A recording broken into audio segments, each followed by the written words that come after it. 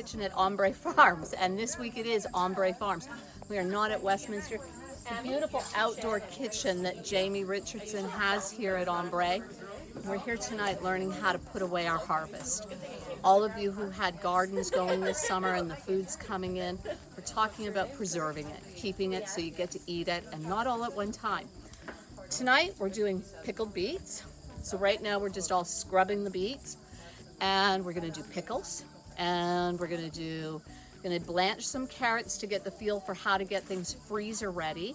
We're going to spend a little bit of time talking about how to dry herbs, all those herb gardens, and you've seen me over the past while as I bring the herbs into the kitchen at Westminster from home that I've preserved from the garden in past years. Right now, to get going with this, the beets. Start by cutting within an inch at both ends of the beet so that you leave a little bit of tip and a little bit of tail on each end. And that's so we don't lose all the color when we boil it.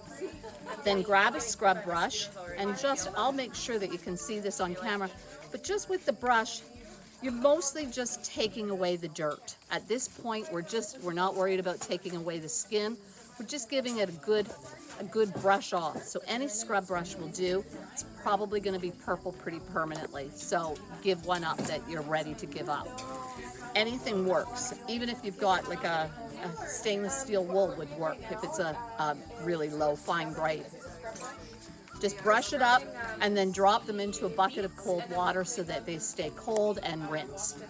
And when we're ready to put them into the pot, I'll be back to chat about that step. For now, I'm going to keep scrubbing. So just this bucket, we're just filling it up. We're doing a lot.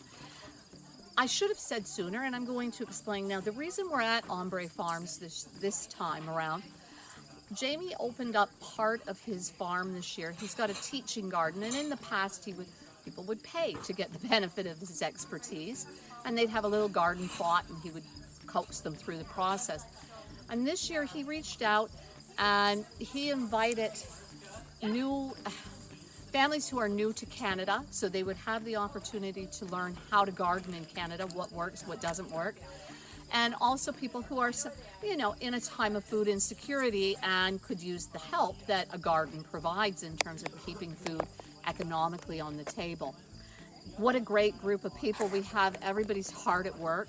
This is a different kind of experience for me here with saving time and having all this help. This is fantastic. This is the help I dream of, right? And everybody's working hard. We're going through the process, just finding out how to preserve Ontario's harvest. Have a look up here. You can see we've got lots of people here working tonight. Going to keep going with these beets, and I'll be back in a few minutes. The beets are in the pot and ready to boil. They're going to boil about 30 to 40 minutes. We want to soften them up until they're, that we could pierce them. And then from there, okay. Now, while they're going, we're going to start slicing our cucumbers. We're making pickles. So the key thing is the size of the cucumber. I mean, these are nice little ones, so we can go the full length. Some cucumbers are, that long, so we're going to cut them. Right now, to start, take the very tip off each end, just to where it grew, and then once longwise, all the way down. Yes, you bet. Thank you. And all the way down the center. I'm making mine purple because I've got beet hands. Right down. If you can see seeds in it, just push them out a little bit. Don't dig them out, just kind of scrape them off. See, like that. You don't want to mutilate it, just scrape them out. It's not the end of the world if there's a few seeds in there. And then lay it flat side down to make it easy work for yourself.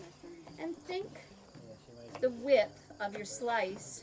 You want it to be, we've all had pickles. You know how thick you want them, about like that. You've got to think it's going on your sandwich, it's going on your burger. You don't want it to be as thick as the patty. Okay? You don't want it to be the star. You want it to be the extra. So about like that.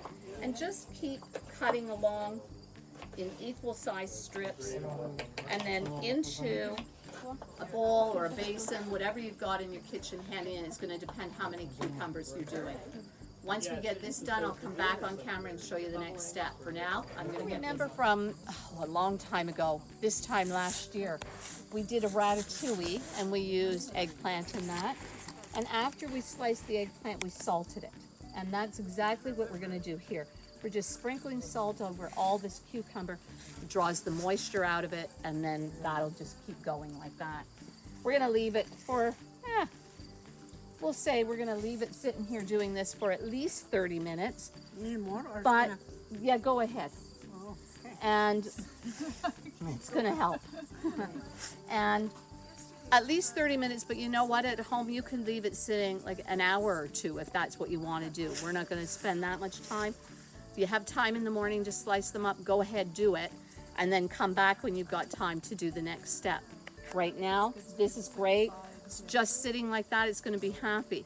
We're going to move on to the next thing. I'll catch up with you in a second. So we're starting on the carrots now. And for the carrots, we're going to blanch them. Blanching is, it's a term that just reflects both boiling and then moving it directly into ice water. It kills the enzymes and anything that could spoil the carrot in storage. So in the case of carrots, you can cut them into sticks if you prefer. We're cutting them into coins. So just going along. Give your carrots a good scrub. If they're really messy or you suspect there might have been pesticides touching them, you might want to peel them. You don't have to. Scrubbing them is good enough. And then choose your shape and away you go. Just cut them, just make them relatively the same, just like always, so that they cook the same. We're going away at this, and as soon as we're done slicing them, we'll come back on camera and do the actual blanch. This blanch time is always equal. So if you're 3 minutes in boiling water, you're 3 minutes in ice water.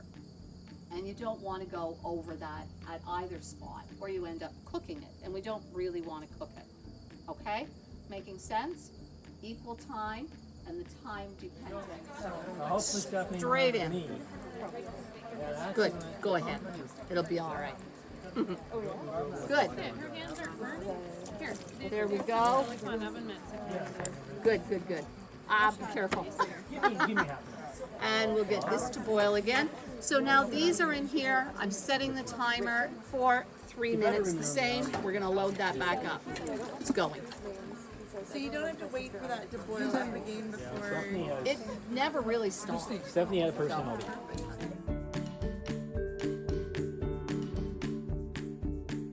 So the pickles have been sitting here. The pickles. They're not pickles yet.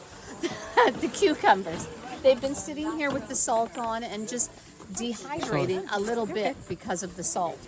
And now what we're going to do is just really pack them into the jars and pack them in good and tight. So they just stack in and away we go. And now we're going to start making a brine. I'll be right there. If you're wondering also, we're packing jars with the cucumber slices. And once they're done, we're also going to pack jars with beets.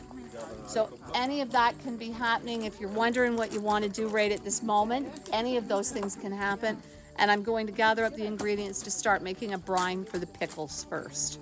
I'll be right back. What's happening with the carrots? You remember we did the boiling water blanch for 3 minutes, ice water for 3 minutes, and then we've had them draining. Now they're being bagged into a zipper bag, some sort of freezer safe container, something airtight for the freezer.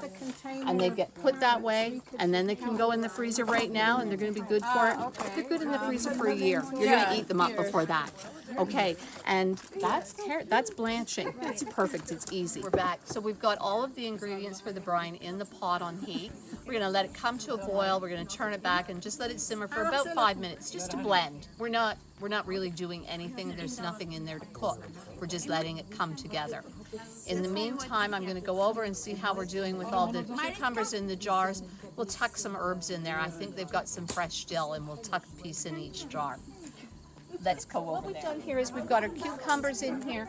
We're just putting, here at the garden, they've already grown some beautiful herbs. So we're taking advantage of that and putting a sprig of fresh dill in each jar of pickles. It's going to be ready to go.